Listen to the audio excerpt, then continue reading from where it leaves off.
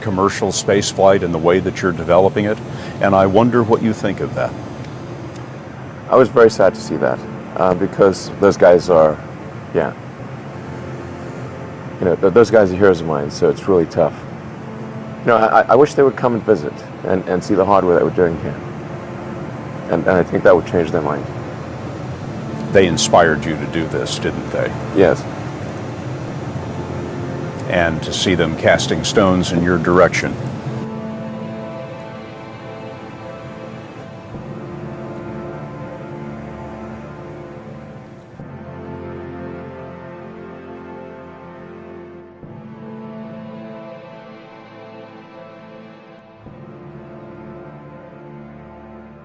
Critics say you can't do this. Your answer to them is, we've done it.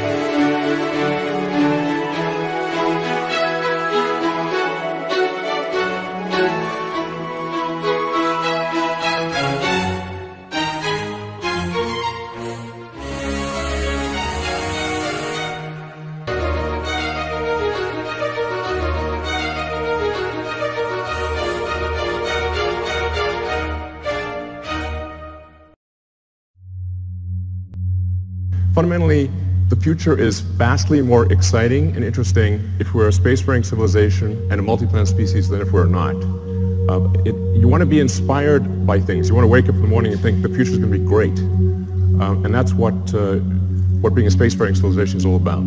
It's about believing in the future and thinking that the future will be better than the past. And I can't think of anything more exciting than going out there and being among the stars. This is the updated design for we're sort of searching for the right name, but the code name at least is BFR.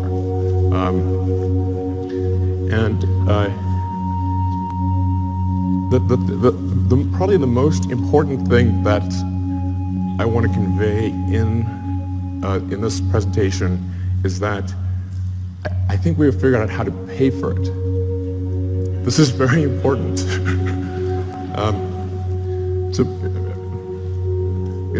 In last year's presentation, we're really searching for what the right way, how do we pay for this thing? We went through various ideas, Kickstarter, collecting underpants. These didn't pan out. But now we think we've got a way to do it, which is to have a smaller vehicle, still pretty big, but one that can serve, one that can do everything that's needed in the greater Earth orbit activity. So essentially, we want to make our current vehicles redundant. We want to have one booster and ship that replaces Falcon 9, Falcon Heavy, and Dragon. So if we can do that, then all the resources that are used for Falcon 9 Heavy and Dragon can be applied to this system. So that's really fundamental. So let's see, what progress have we made in this direction? So last time you saw the giant tank, that's actually a 12-meter tank.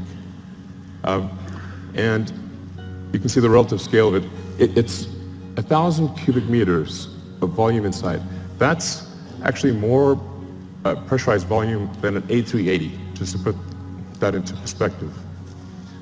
We developed a new carbon fiber matrix that's much stronger and more capable at cryo than anything before. And it holds 1,200 tons of liquid oxygen. So we tested it. So we successfully tested it up to its design pressure. And then went a little further. So we wanted to see where it would break. And we found out where it would break. It shot about 300 feet into the air and landed in the ocean. We fished it out, but we've now got a pretty good sense of what it takes to create a huge carbon fiber tank that can hold cryogenic liquid. That's actually extremely important for making a light spaceship. The next key element is on the engine side. We have to have an extremely efficient engine. So the Raptor engine will be the highest thrust-to-weight engine, we believe, of any engine of any kind ever made. We already have now 1,200 seconds of firing across 42 main engine tests. We fired it for 100 seconds. It could fire for much longer than 100 seconds. That's just the size of the test tanks. And then the duration of the firing you're seeing right now is about 40 seconds, which is the length of the firing for landing on Mars. The test engine currently operates at 200 atmospheres, 200 bar. The flight engine will be at 250 bar, and then we believe over time we could probably get that to a little over 300 bar. The next key element is propulsive landing. So in order to land on a place like the moon where there is no atmosphere, and certainly no runways, or to land on Mars where the atmosphere is too thin to land, even if there were runways to land with the wing, you really have to get propulsive landing perfect. So that's what we've been practicing with Falcon 9. So this is just a series of landing videos. I think these are quite mesmerizing. But we now have 16 successful landings in a row. And that's with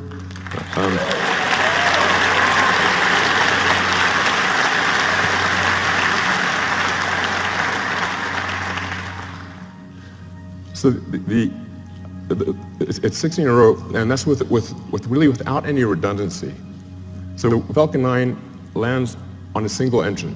And the final landing is always done with a single engine, whereas BFR will always have multi-engine out capability. So if you can get to a very high reliability with even a single engine, and then you can land and then you can land with either of two engines, I think we can get to a landing reliability that is on par with the safest commercial airliners. So you can essentially count on the landing. It's not like you want minimum pucker factor on landing. And it can land with also very high precision. In fact, we believe the precision at this point is good enough for propulsive landing that we do not need legs for the next version. It will literally land with so much precision, it will land back on its launch mounts. So the launch rate is also is increasing exponentially. Particularly when you take tanking or refilling on orbit into account, and taking the idea of establishing a self-sustaining base on Mars or the Moon or elsewhere, seriously, you need ultimately thousands of ships and tens of thousands of retanking or refilling operations, which means you need many launches per day. You really need to be looking, in terms of how many landings are occurring, you need to be looking at your watch, not your calendar. So while this is quite a high launch rate that we're talking about here, by conventional standards, it's still a very small launch rate compared to what will ultimately be needed. But just for those who are unfamiliar with how many orbital launches occur every year, it's approximately 60 orbital launches occur per year, which means if SpaceX does do something like 30 launches next year, it'll be approximately half of all orbital launches that occur on Earth. The next thing is automated rendezvous and docking.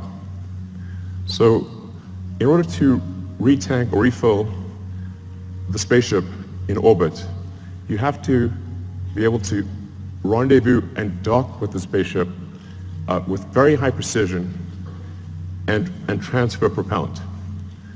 So that's one of the things that we've perfected with Dragon. Dragon 1 will do an automated rendezvous and docking without any pilot control to the space station. Dragon 1 currently uses the Canadarm for the final placement onto the space station. Dragon 2, which launches next year, will not need to use the Canadarm. So Dragon 2 will directly dock with the space station. And it can do so with zero human intervention. You can just press go and it will dock. Dragon has also allowed us to perfect heat shield technology. So when you enter at high velocity, you'll melt almost anything. The reason meteors don't reach Earth is they melt or disintegrate before they reach the ground, unless they're very big. So you have to have a sophisticated heat shield technology that can withstand unbelievably high temperatures, and that's what we've been perfecting with Dragon, and also a key part of any planet colonizing system. Next slide. So Falcon 1, this is where we started out. A lot of people really only heard of SpaceX relatively recently. So they may think, say, Falcon 9 and Dragon just instantly appeared, and that's how it always was. But it wasn't. We started off with just a few people who really didn't know how to make rockets. And the reason I ended up being the chief engineer or chief designer was not because I wanted to, it's because I couldn't hire anyone. Nobody good would join. So ended up being that by default. And I messed up the first three launches. The first three launches failed. Unfortunately, the fourth launch, which was that was the last money that we had for Falcon 1, the fourth launch worked, or that would have been it for SpaceX. But fate liked us that day. So the fourth launch worked, and it's interesting. Today is the 9th anniversary of that launch. So.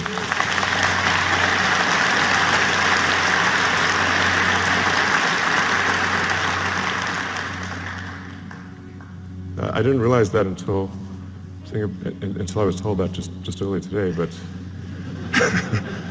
it's a very emotional day, actually. But Falcon 1 was quite a small rocket. When we were doing Falcon 1, we were really trying to figure out what is the smallest useful payload that we could get to orbit. I thought, okay, something around half a ton to orbit would be able to launch, that can launch a decent-sized small satellite to low Earth orbit, and that's why we sized Falcon 1. But it's really quite small compared to Falcon 9. So Falcon 9, particularly when you factor in payload, Falcon 9 is many times more, it's sort of on the order of 30 times more payload than Falcon 1. And Falcon 9 has reuse of the primary booster, which is the most expensive part of the rocket, and hopefully soon reuse of the fairing, the big nose cone at the front. So we think we can probably get to something like somewhere between 70 and 80% reusability with the Falcon 9 system. And hopefully towards the end of this year we'll be launching Falcon Heavy, which Falcon Heavy ended up being a much more complex program than we thought. It sounds easy. Let's show Falcon Heavy actually. It sounds like it should be easy because it's 2 first stages of Falcon 9 strapped on as boosters. It's actually not. We had to redesign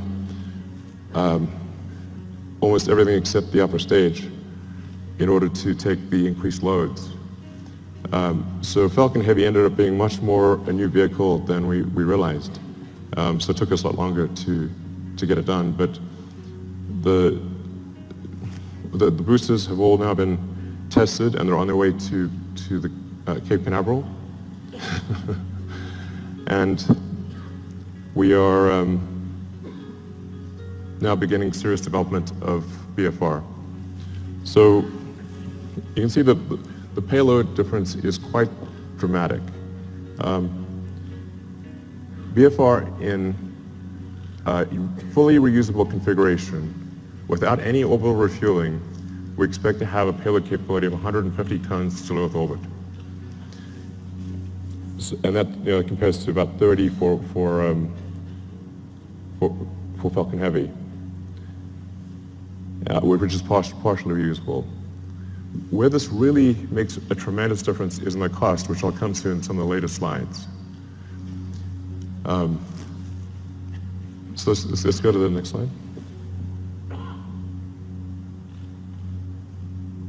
And by the way, so with BFR, you can get a sense of scale by looking at the tiny person there. It's really quite a big vehicle. Main body diameter is about 9 meters or 30 feet. And it consists of, the booster is lifted by 31 Raptor engines that produce a thrust of about 5,400 tons, lifting a 4,400 ton vehicle straight up.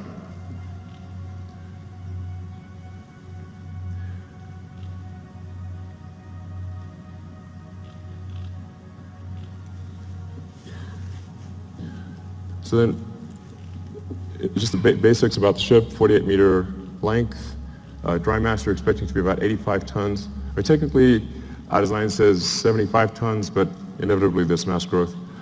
And that ship will contain 1,100 tons propellant with a ascent design of 150 tons and a return mass of 50. So you can think of this as essentially combining the upper stage of the rocket with Dragon. It's like if Falcon 9 upper stage and Dragon were combined.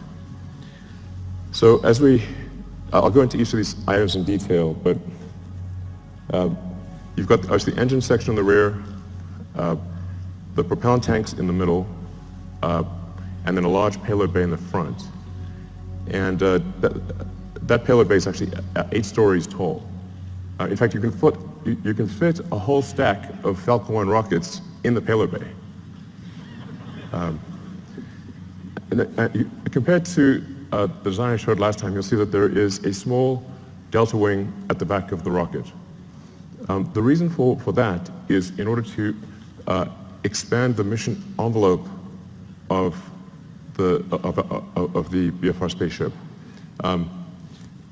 Depending on whether you're landing or you're entering a planet or a moon that has no atmosphere, a thin atmosphere, or a dense atmosphere, and depending on whether you're re-entering with no payload in the front, a small payload, or a heavy payload, you have to balance the rocket out as it's coming in.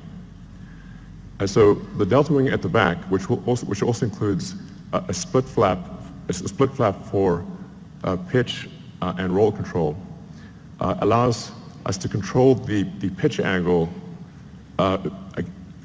despite having a wide range of payloads in the nose and a wide range of atmospheric densities. So we tried to avoid having the delta wing, but it was necessary in order to generalize the capability of the spaceship such that it could land anywhere in the solar system. So let's look at a couple of things in detail.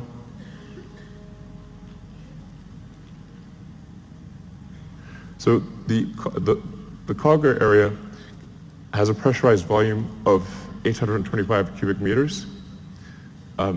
This also is greater than the pressurized area of an A380. So really it's capable of carrying a tremendous amount of payload. In a Mars transit configuration, since you'd be taking 3 months in a really good scenario, but maybe as much as 6 months, some number of months, single-digit months, you probably want a cabin, not just a seat.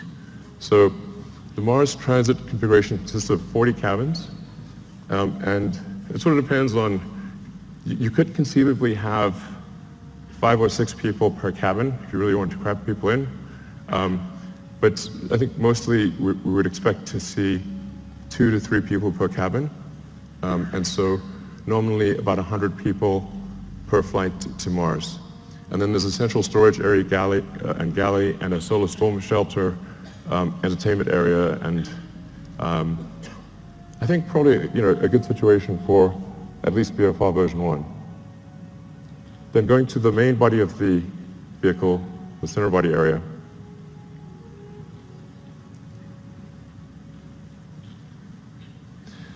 This is where the propellant is located. And this is subcooled methane and oxygen. So as you chill the methane and oxygen below its liquid point, you get a fairly meaningful density increase. You get on the order of 10 to 12% density increase, which makes quite a big difference for the propellant load. So we're expecting it to carry 240 tons of CH4 and 860 tons of oxygen. In the fuel tank are header tanks. So when you come in for a landing, your orientation may change quite significantly, so you can't have the propellant just slushing around all over in the main tanks. You have to have the header tanks that can feed the main engines with precision. So that's what you see immersed in the fuel tank. Then the engine section.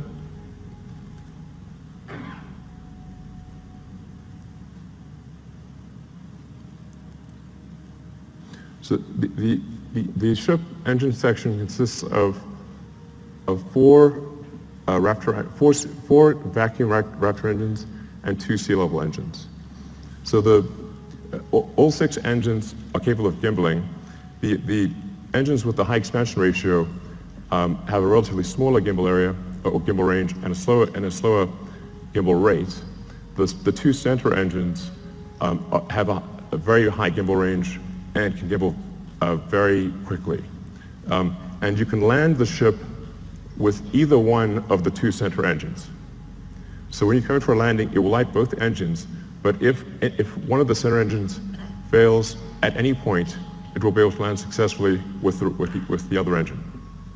And then within each engine, there's a great deal of redundancy.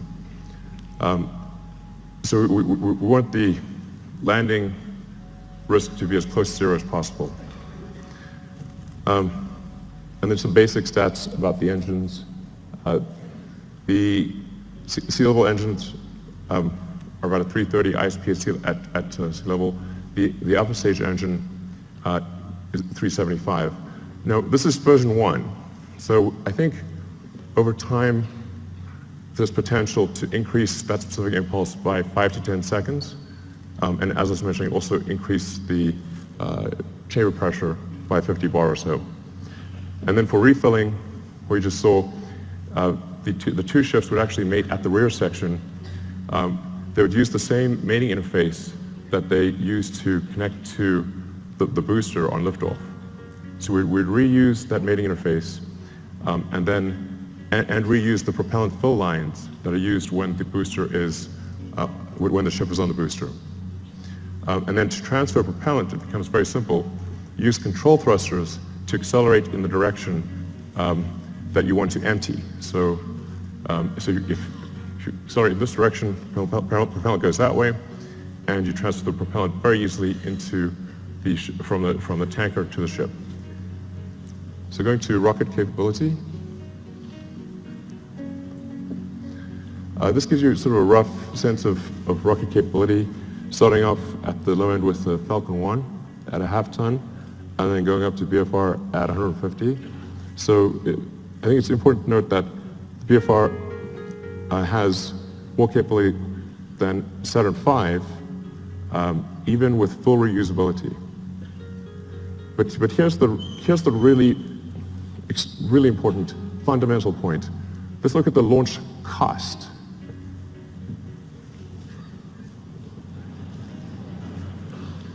The order reverses.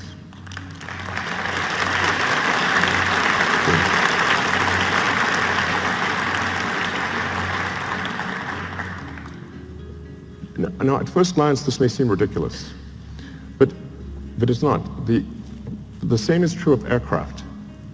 If you bought, say, a small single-engine turboprop aircraft, that would be $1.5 to $2 million. To charter a 747 from California to Australia is $500,000, there and back. The single-engine turboprop can't even get to Australia. So a fully reusable system, a fully reusable giant aircraft like a 747 costs a third as much as an expendable tiny aircraft. In one case, you have to build an entire aircraft. In the other case, you just have to refuel something. So it's really crazy that we build these sophisticated rockets and then crash them every time we fly. This is mad. I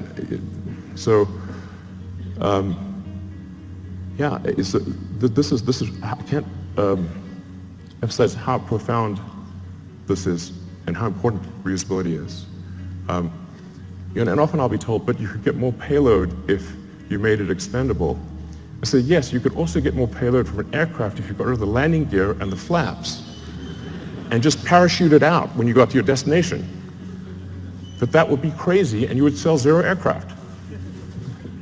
So reusability is absolutely fundamental. Now I want to talk about the value of orbital refilling. This is also extremely important.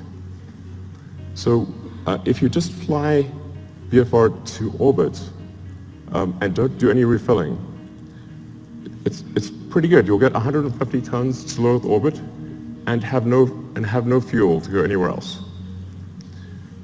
However, if you send up tankers and refill in orbit, you can refill the tanks all the way to the top and get 150 tons all the way to Mars. And if the tanker has high reuse capability, then you're just paying for the cost of propellant. And the cost of oxygen is extremely low, and the cost of methane is extremely low. So if that's all you're dealing with, the cost of refilling your spaceship on orbit is tiny, and you can get 150 tons all the way to Mars.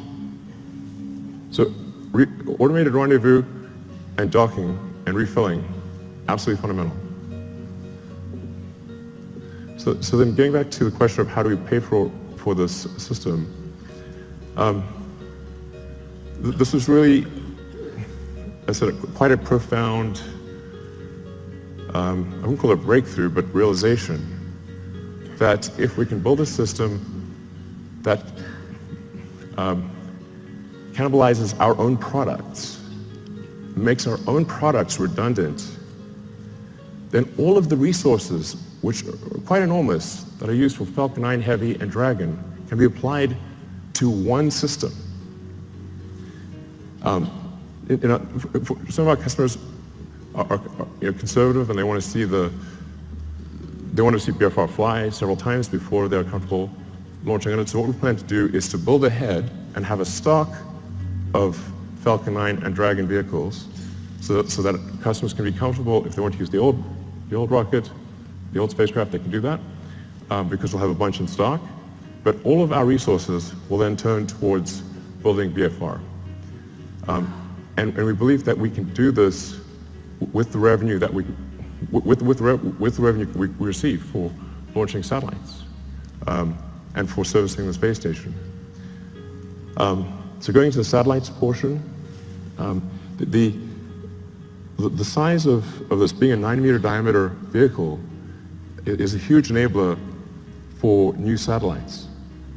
We can actually send something that is almost 9 meters in diameter to orbit. So for example, if you want to do a new Hubble, you could send a mirror that has 10 times the surface area of the current Hubble as a single unit. It doesn't have to unfold or anything. And or you can send a large number of small satellites. You can do whatever you like. You can actually also go around, and if you wanted to collect old satellites or clean up space debris, you can just use the sort of tromper over there, and go around and collect satellites or collect space debris if you want. So that may be something we have to do in the future. But that fairing would open up and retract and come back down. So it enables launching of Earth satellites that are significantly larger than anything we've done before, or significantly more satellites at a time than anything that's been done before. It's also intended to be able to service the space station.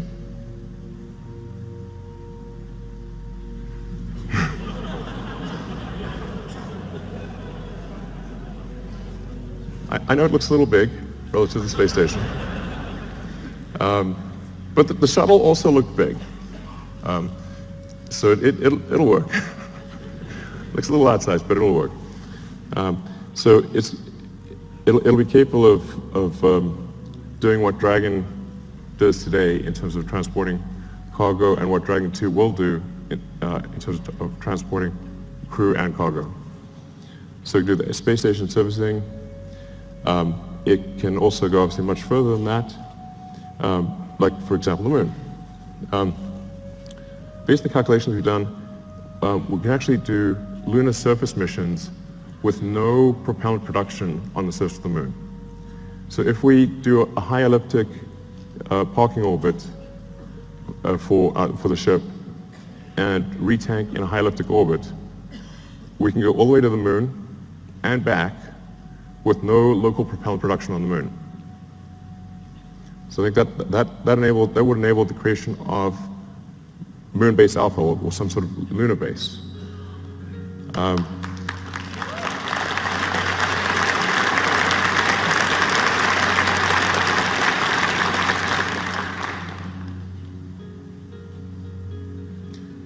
Yeah, it's quite captivating. So you can also see, for example, how do you transfer cargo from the cargo bay down to the ground is a crane. It's not very complicated.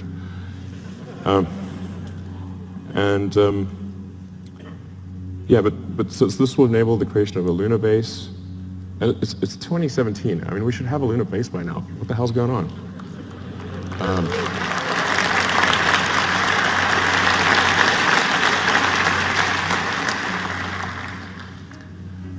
And then, of course, Mars, becoming a multi-planet species. Beats the hell out of being a single-planet species. So, so we'd start off by sending a mission to Mars, where it would be obviously just landing on rocky ground or dusty ground. And it's the same approach that I mentioned before, which is you send the spaceship up to orbit, you retank it or refill it until it has full tanks, and it travels to Mars, lands on Mars. For Mars, you will need local propellant production, but Mars has a CO2 atmosphere and plenty of water ice that gives you CO2 and H2O, so you can make therefore CH4 and O2 using the Sabatier process or the Sabatier process. And I should mention that long term this can also be done on Earth. So sometimes I get some sort of criticism for why are you using combustion in rockets and you have electric cars? Like, well, there isn't some way to make an electric rocket. I wish there was. But in the long term, you can use solar power to extract CO2 from the atmosphere, combine it with water, and produce fuel and oxygen for the rocket. So the same thing that we would do on Mars, we could do on Earth in the long term. But that's essentially what happens. Similar to the moon, you land on Mars, but the tricky thing with Mars is we do need to build a propellant depot to refill the tanks and return to Earth. But because Mars has lower gravity than Earth, you do not need a booster. So you can go all the way from the surface of Mars to the surface of Earth just using the ship. Albeit you need to go to a max payload number of about 20 to 50 tons for the return journey to work. But it's a single stage all the way back to Earth. And I'll show you so this is the true physics simulation.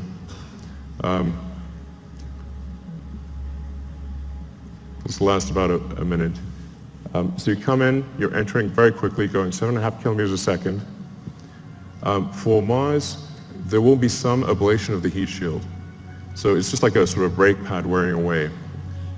It is a multi-use heat shield, but unlike for Earth operations, it's coming in hot enough that you will see some wear of the heat shield. But because Mars has an atmosphere, albeit not a particularly dense one, you can remove almost all the energy aerodynamically.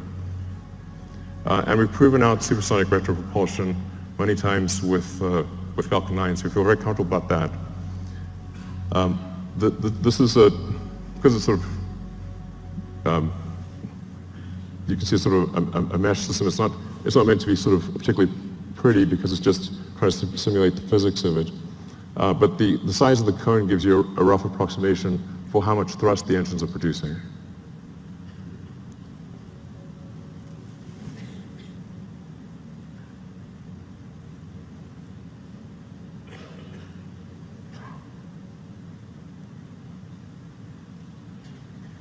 That's not a typo. Although it is aspirational. So we've already started building the system.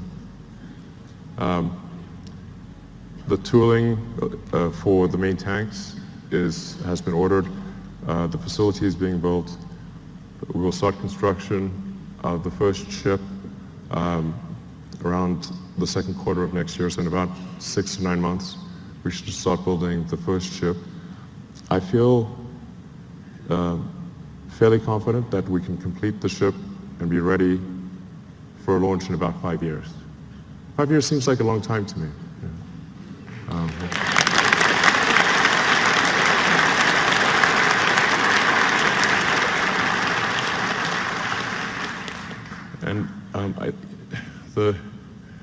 The area under the curve of resources over that period of time should enable this time frame to be met.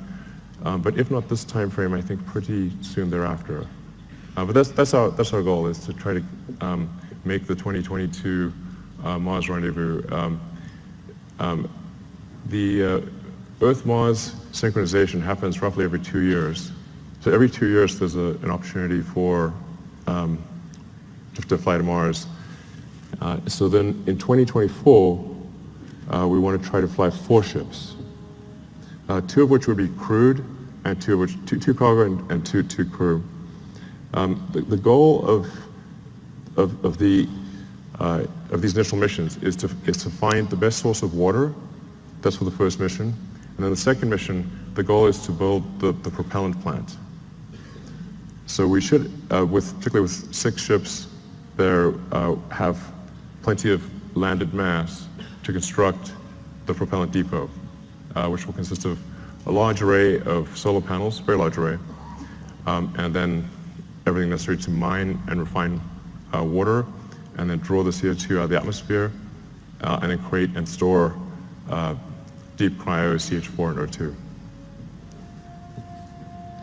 Then build up the base, starting mostly with one ship, then multiple ships, then start building out the city, then making the city bigger, even bigger.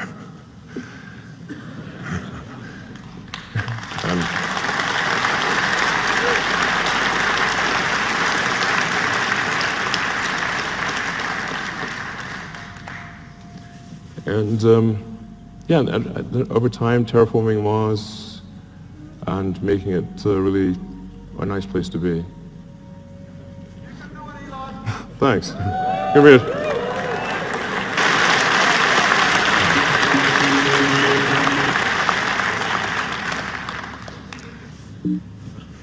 Mountain.